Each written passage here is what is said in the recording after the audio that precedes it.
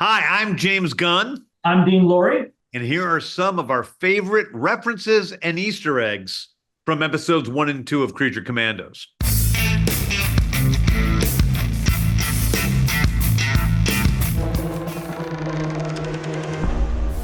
I thought Congress put a stop to all Task Force X activities since your daughter outed you. Technically, Congress said Argus can't use incarcerated human beings as mission operatives any longer. But what about beings that aren't human? I wrote the series before I took over as the head of DC. It was something that we had ready to go. It was tied into a little bit to Superman, which was also being written before I took over at DC. And so I knew that was what was happening. I think it's a soft, reboot is what you might say. And it's also a soft launch of the DCU. In which we see some of the threads were continuing. Obviously, Rick Flag Sr.'s son was killed in Corto Maltese. Obviously, the Weasel had a not great experience in Corto Maltese.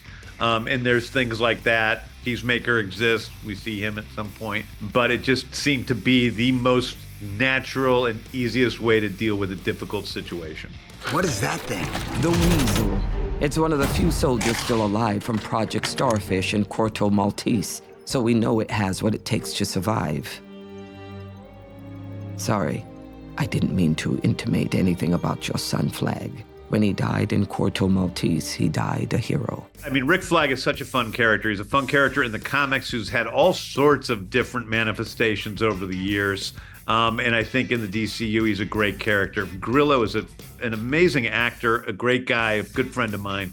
And so it's been fun crafting this character. And we're going to see him change as time goes on. He is something in this show, and then he's kind of is something else in Superman, which is a smaller role. And then he's a very major role in Peacemaker Season 2.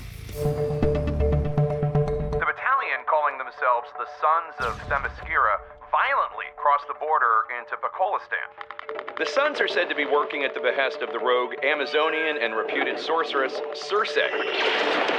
Circe claims to be the rightful heir to the throne of the perhaps mythical, perhaps real, all-female island nation of Themyscira. I think people are aware of Wonder Woman, so I think there's some belief that it exists, but I don't know how worldwide known it is. James, I think it's coming at a time at a point in time when people have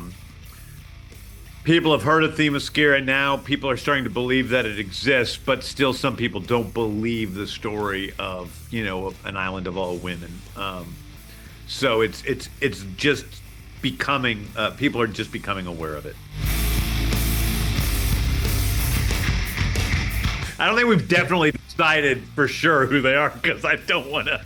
I think I know who a couple of them are, but I don't want to say it here on Rotten Tomatoes because I don't want it to be forever considered canon. I don't feel good about this, my son. Shall each man find a wife for his bosom, and each beast have his mate, and I be alone? No, but I yearn for a wife, Father.